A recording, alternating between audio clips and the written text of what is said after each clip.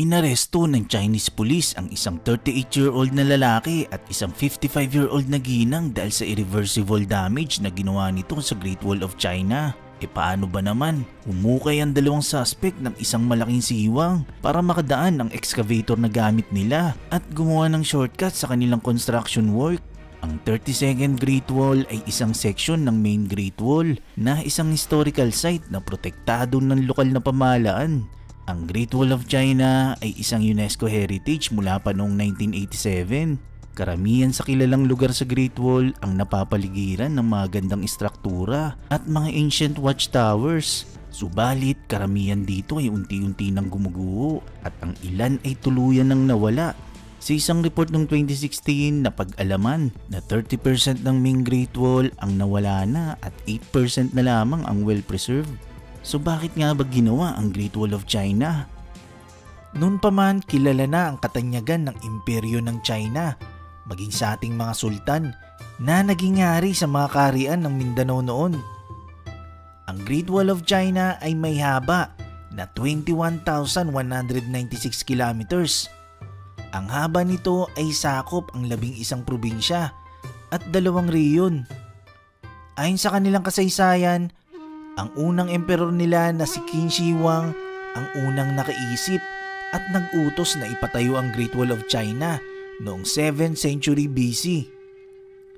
Nasa halos 300,000 na sundalo at 500,000 na katao ang nagtulong-tulong para maitayo ito na inabot ng 2,500 years bago matapos. Maraming nabuwis na buhay sa paggawa ng Great Wall of China. Kaya't binansagan din itong pinakamahabang sementeryo sa buong mundo. Itinatayang nasa 400,000 katao ang nasawi rito nung ginagawa ang Great Wall. Ang mga Chinese nung time na yon ay pamilyar na sa mga techniques sa paggawa ng isang wall building. Yan yung time na madalas ang digmaan sa ancient Chinese history. Itinayo ito para madepensahan ang kanilang teritoryo.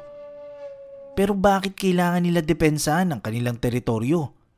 So balikan natin ang history. Ayon sa Chinese tradition, ang unang dynasty ay ang Xia na itinatag ni Yu the Great noong 2100 BCE. Dito nagsimula ang political system ng China.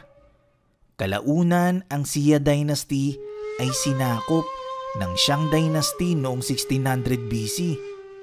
Ang Shang dynasty ay kilala sa pagiging marahas nito, lalo na sa kanilang mga alipin. Di nagtagal, sinakop naman ang Shang ng Zhou dynasty. Ang Zhou ang tumulong sa mga alipin na tumakas sa pamumuno noon ng Shang. Nagtagal ang pamumuno ng Zhou dynasty mula 1050 BC hanggang 256 BC.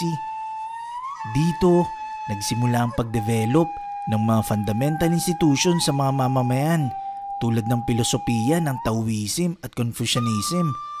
Maging ang feudalism ay na-develop sa lugar, kaya't nagkaroon ng iba't ibang feudal states ang kaharian ng Zhou.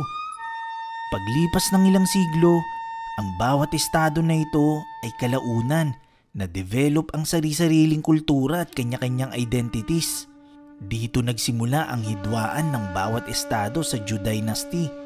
Ito na yung tinatawag na Warring States period na naganap mula 475 BC hanggang 221 BC.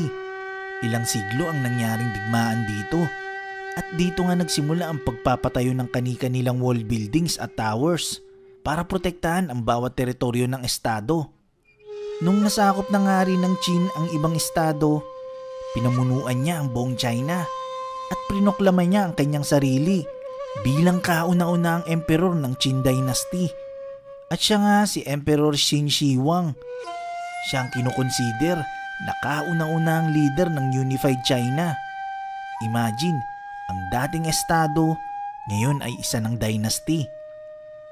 Unang trinabaho ni Emperor Qin, pinasunog niya lahat ng libro at in-execute ang lahat ng mga scholars para mabura ang kasaysayan ng mga naunang estado na sinakop niya.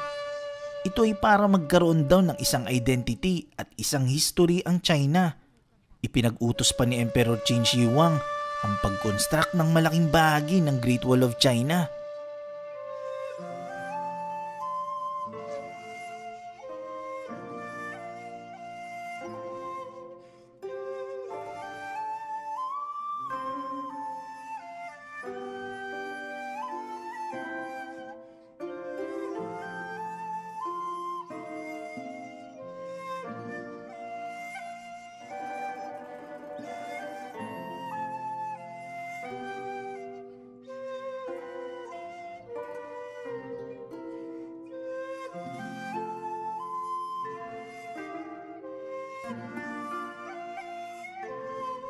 maging ang kanal na nagdurugtong sa north at south, at ang terracotta army na sculpture ng mga sinaunang sundalo ay si Emperor Qin din ang may gawa.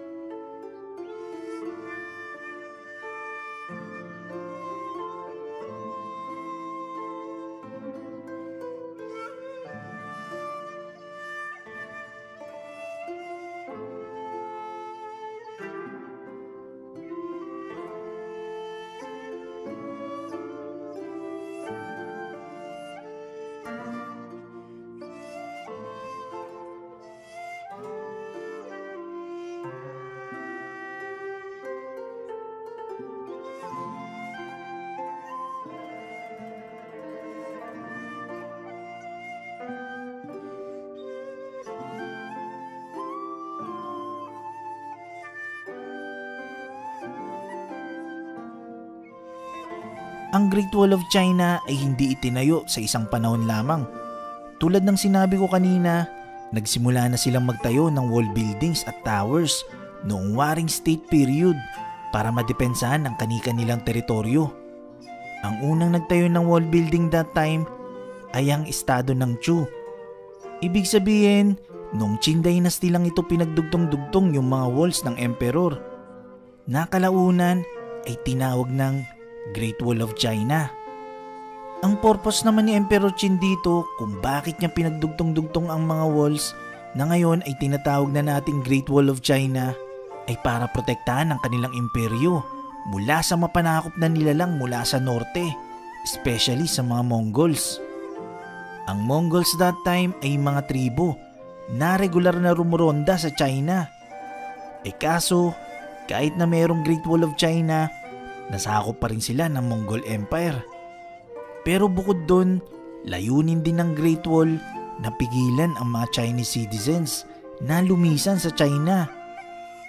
Ang Great Wall of China ay binilang sa 7 Wonders of the World at ngayon patuloy itong dinarayo bilang isa sa mga tourist attraction sa China.